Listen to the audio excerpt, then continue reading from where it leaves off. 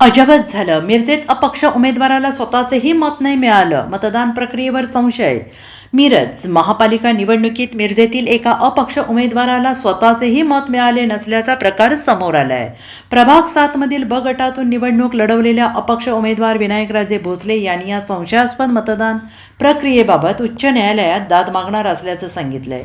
विनायकराजे भोसले यांना प्रभाग 7 मधील ब गटात 118 मते मिळाली. मात्र ज्या मतदान केंद्रावर उमेदवार भोसले आणि त्यांच्या कुटुंबातील 5 सदस्यांनी मतदान केले त्या बूथवर त्यांना 0 मते मिळाल्याचे निकालात स्पष्ट झाले. स्वतःचे मतही मिळाले नसल्याने उमेदवार भोसले चक्रावून गेले आहेत.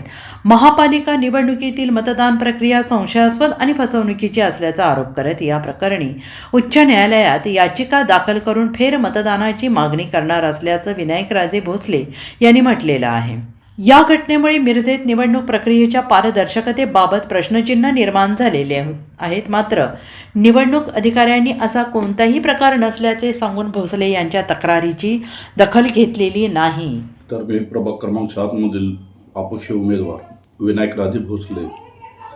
मी माझ्या प्रभागमध्ये मतदान केंद्रावर ज्या वेळेला मतदान करायला गेलो तर त्या वेळेमध्ये मतदान करत असताना मी माझ्या घरातले 5 जण कुटुंब होतो. तर त्यातले एकाचं सुद्धा मतदान त्या 6 नंबरच्या खोलीला मतदान झालेलं नाही. त्यासाठी मी हायकोर्टात कोल्हापूरमध्ये दाद मागणार आहे.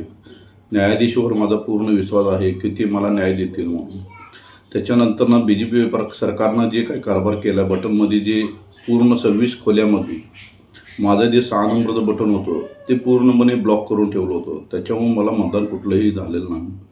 माझा सर्वे करायचा असेल शासनानं तर माझ्या 7 नंबर वार्डामध्ये माझ्या नावाचं चर्चा करावी. एक कबशी चिन्ह दिसत होतं का ते सुद्धा जाणून माझं कबशी चिन्ह दिसण्यासारखं ठेवलेलं नव्हतं. त्याचे पुरावे घेऊन सगळे मी कोल्हापूर हायकोर्टामध्ये मी जाणार आहे. त्यासाठी मला सरकारकडून न्याय मिळावे हीच माझी नम्र विनंती. धन्यवाद. Bureau report SBN Marathi, Miraj.